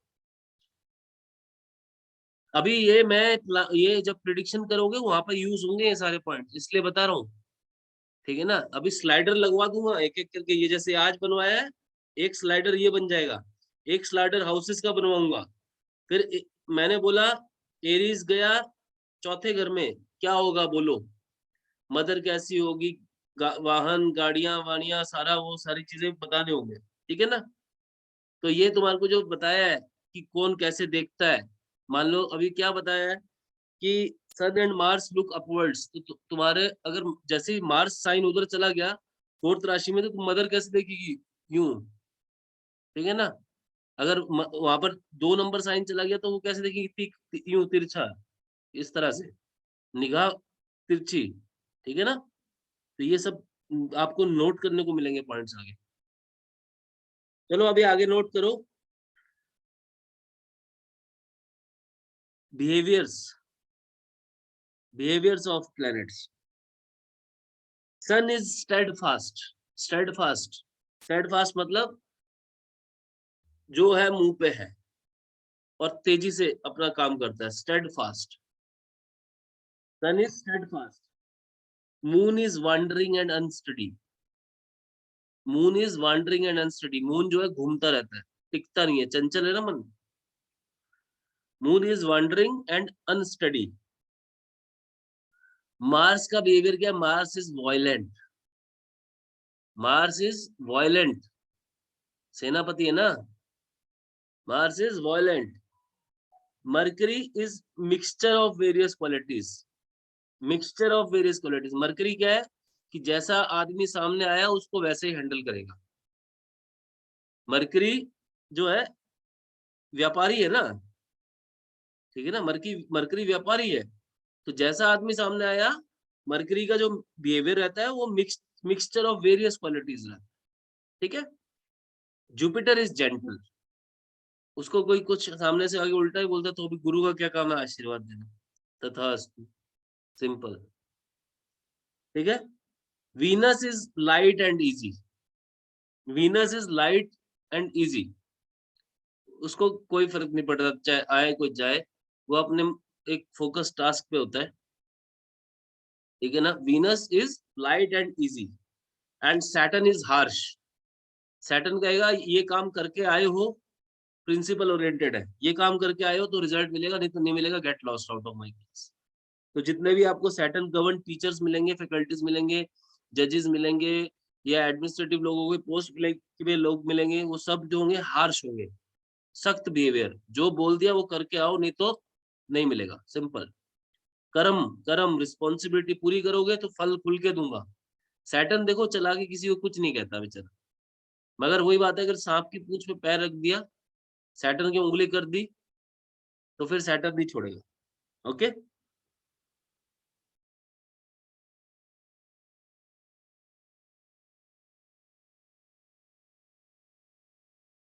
चलो आज के कंसेप्ट को एक बार इतना ही रखते हैं। अभी आगे के एक छोटा सा श्लोक है, मगर ज्यादा कॉम्प्लिकेटेड हो जाएगा, अभी ज्यादा समझ नहीं आएगा। एक बार आज इतना ही रखते हैं, आगे के श्लोक बाद में करवाऊंगा प्लेनेट से जुड़े। कुछ एक श्लोक और बचे हैं, नेक्स्ट क्लास में लूंगा। मगर अभी जितनी बातें बताई, क्या वो समझ आई? जरा कैमरा ऑन करके सामने आ जाओ जो लोग आ सकते हैं। और होमवर्क कौन कौन सबमिट करने के लिए रेडी है, हाँ या ना, यहीं पे कमिटमेंट करके जाओ क्लास में से। Yes, sir. ठीक है, मैं जितनी इंफॉर्मेशन दे सकता हूँ, जितनी स्पून फीडिंग कर सकता हूँ, उतनी कर रहा हूँ। मगर अब उसके अगेंस्ट में मेरे को बहुत सारे स्टूडेंट ये बोल रहे थे कि सर थ्योरी पढ़ाओ, तो ये मैंने थ्योरी के लिए कुछ श्लोक, जो इम्पोर्टेंट श्लोक थे, ठीक है ना, भृगु पराशरी से और इससे, ठीक है ना, भृगु होरा शास्त्र और ये लाल किताब से, ठीक है ना, वहां से कुछ इंपॉर्टेंट श्लोकास ब्रेक डाउन किए हैं। ये देख लो, ये किताबें मेरे साथ ही पड़ी हुई हैं अभी, ठीक है। तो जस्ट गेट रेडी। क्लियर हो रही बातें मेरी? अभी तुम लोगों को कुछ बोलना है तो बोलो। ऊपर से तो निकल गया सब कुछ? No, sir. नहीं समझ में आ रहा है। ठीक है, अपने होमवर्क सबमिट करने स्टार्ट करो, अपने अपने स्पेसिफिक ग्रुप के ऊपर। सारे लोग अपने अपने ग्रुप्स पे हैं, मगर प्रिडिक्शन कैसे करनी है अब समझ आ रही है? कि मान लो बालाराम जी की कुंडली है, ठीक है, 10 नंबर कहाँ लिखा है, अब 10 नंबर वहां बैठ के क्या रिजल्ट देगा वो देखो, ठीक है ना। वहां पर 10 नंबर मान लो सेकंड हाउस में जाके बैठ गया, तो 10 नंबर क्या है? 10 नंबर क्या है? स्कैनर है। 10 नंबर क्या है? बाधा है। 10 नंबर क्या है? स्लो है। अटैक खोलता है तो तभी खोलता है, नहीं तो स्कैनिंग करता है। पेशेंस है। शनि है ना 10 नंबर, है ना। तो ऐसे समझो, अब जब 10 नंबर का साइन वहां पहुंचेगा तो कैसे रिएक्ट करेगा। मगरमच्छ पहले क्या करता है? स्कैनिंग करता है एनवायरनमेंट की बैठ के। बालाराम जी जब फाइनेंशियल इश्यूज को हैंडल करेंगे तो कैसे करेंगे? पहले देखेंगे,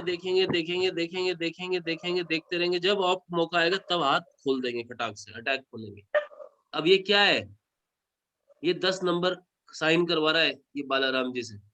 इसी तरह 4 नंबर क्या है? 4 नंबर किसी के कहीं बैठा जाके उस पर्टिकुलर हाउस को लेके आप इमोशनल हो जाओ। किसी के दूसरे हाउस में बैठ के अपनी फैमिली को लेके इमोशनल हो जाएगा, अपने फाइनेंसेस को लेके इमोशनल हो जाएगा, या बहुत पैशनेट हो जाएगा। अचानक से मूड स्विंग्स होंगे वहां पे।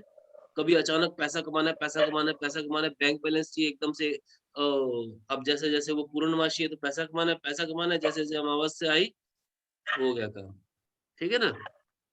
ऐसा रहेगा, ये मूड स्विंग्स है, ठीक है ना। तो ये देखो, बाकी अभी मैं प्लैनेट्स की बात ही नहीं कर रहा हूँ, अभी मैं बात कर रहा हूँ, तुम लोगों को ये समझा रहा हूँ कि जहां जहां जो साइन बैठ रहा है उसके नोट्स बना लो। और तुम क्या बोलते हो? तुम्हें हाउसेस के सिग्निफिकेंस पता है, तुम्हें पीपीटीज दी हुई हैं, वहां पर 12 हाउसेस के सिग्निफिकेंस नोट करवाए हुए हैं। उनके हिसाब से अब मेरे से बात करनी स्टार्ट करो, प्रेडिक्शंस टूटेंगी। हर एक चार्ट के ऊपर अप्लाई करो। मान लो किसी के 5वां घर, मान लो संतान का है, पहली संतान का है, अब वहां पर नेटल चार्ट के अंदर हम क्लासेस में तो प्रेडिक्शन तोड़ रहे थे, तुमको सिर्फ मैं प्रेडिक्शन तोड़ने को नहीं बोल रहा। उस आदमी की पहली संतान कैसी होगी उसके ऊपर प्रेडिक्शन करनी लिखनी स्टार्ट करो, सिर्फ साइन के बेस पे, ठीक है ना। समझ रहे हो? मान लो एलिजाबेथ है, एलिजाबेथ के 5वें घर में कौन सी राशि बैठी, साइन बैठा, तो अब एलिजाबेथ उसके हिसाब से उतना बताए हमारे को कि उस साइन का क्या इम्पैक्ट पड़ रहा है। और अपनी कुंडली तो देखो ही देखो, अपने किसी रिलेशनशिप, अपने आसपास 7, 8, 10 चार्ट्स को पकड़ लो, उनको उनके ऊपर करो ये काम। सर जी मेरा क्वेश्चन है, दूसरा शादी कौन सा घर देखता है? दूसरा शादी एक्चुअली शास्त्रों और ज्योतिष में अलाउड नहीं है सर। ठीक है, उसी घर से तभी मतलब वही 7th हाउस को ही देखना है ना। देखो क्या होता है, जब मल्टीपल शादी की बात आती है ना, तो बुध जो होता है ना, बुध के साथ जब 7वें घर का संबंध आता है ना, तो हाँ। बुध जो है ना, बुध का क्या काम है, हर काम वो 3 बार करता है। ये बड़ा एक पर्टिकुलर चीज है बुध के बारे में। तो बुध जब शुक्र के साथ बैठ जाए, बुध और शुक्र का संबंध हो जाए 7वें घर के साथ, तो समझ लो कि सेकंड शादी के योग जो होते हैं वो हो रहे हैं उस व्यक्ति के। सेकंड शादी नहीं भी होगी तो भाई ये भी हो सकता है कि उसके जो है मल्टीपल पार्टनर्स हो। अब मल्टीपल पार्टनर्स देखने हो या एलिसिट एलिसिट बोलो चाहे मतलब जो भी बोलो, जायज बोलो नाजायज बोलो या बेड प्लेजर्स बोलो, तो 12वां घर पकड़ लो। किसी को 12th हाउस का से जब चेक करना स्टार्ट करोगे तो उसको बेड प्लेजर्स मिल रही है नहीं मिल रही, वो शादी में सुखी है या नहीं, तो ये 12वें घर से पकड़ना आएगा। ठीक है ना? तो शादी जो है, दूसरी शादी बालाराम जी अलाउड नहीं है शास्त्र में, ठीक है ना? वो नहीं तभी अगर आप अच्छे मतलब वो सनातन धर्म को फॉलो करो तो पहले भी अलाउड नहीं है।